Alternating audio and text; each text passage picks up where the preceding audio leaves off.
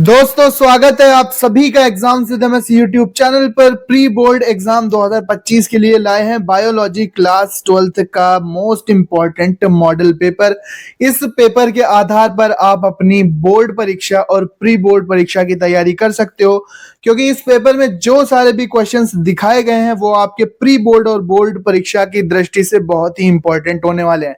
कक्षा 12 जीव विज्ञान यानी बायोलॉजी क्लास 12th का आज पेपर देखने वाले हैं।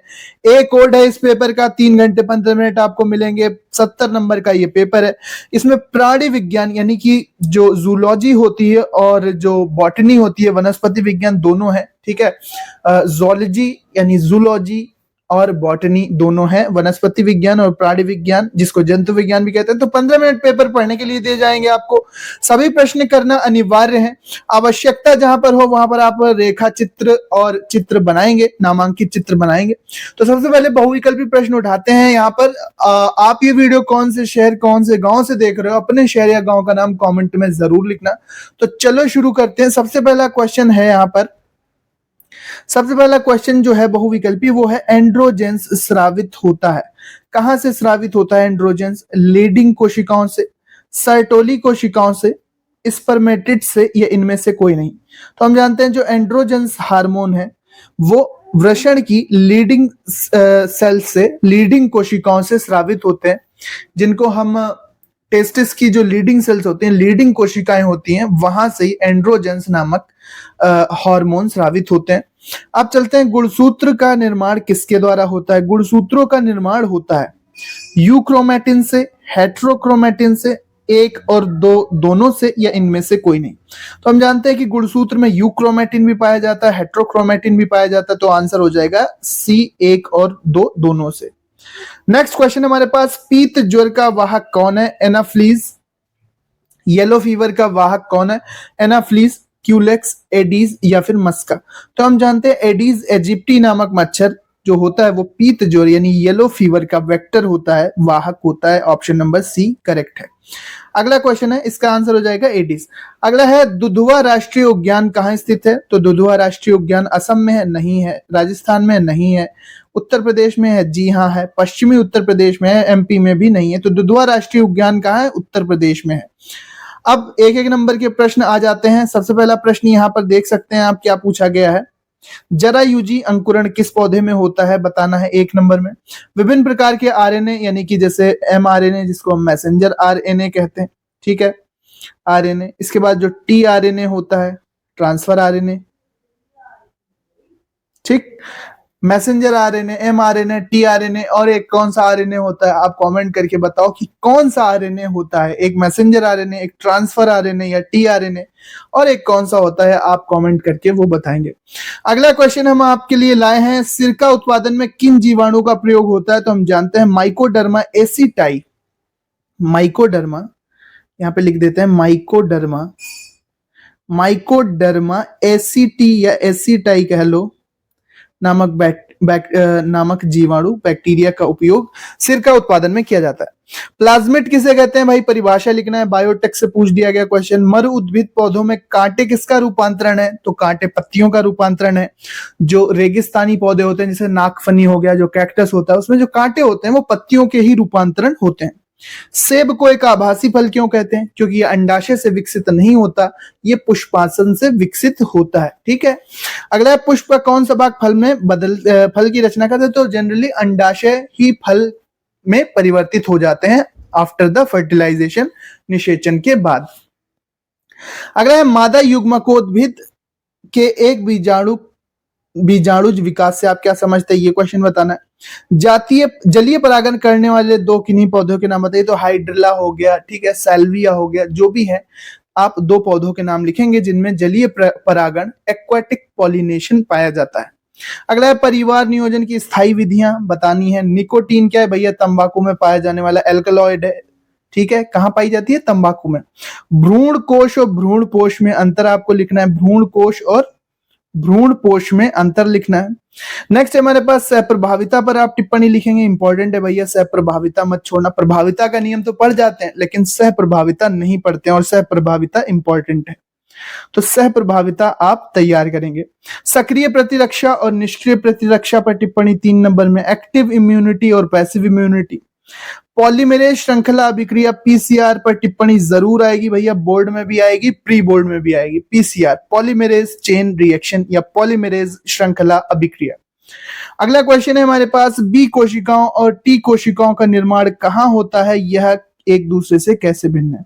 पेपर का पैटर्न देखने से साफ पता चल रहा है कि ये पेपर एनसीईआरटी बेस्ड है और यूपी बोर्ड में एनसीईआरटी बेस्ड ही पेपर आने वाला है।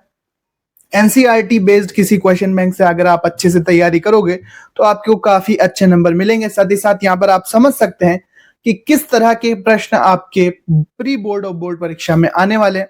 साथ ही साथ बताते चलें ये यूपी बोर्ड के लिए मोस्ट इंपॉर्टेंट, लेकिन बाकी सभी बोर्ड जैसे MP board, Bihar board, Jharkhand board, Uttarakhand board, Rajasthan, Haryana, Chhattisgarh, सभी बोर्ड के लिए इंपॉर्टेंट हैं क्वेश्चंस, क्योंकि लगभग सभी में सिलेबस जो है वो सेम होता है और वो एनसीईआरटी बेस्ड होता है।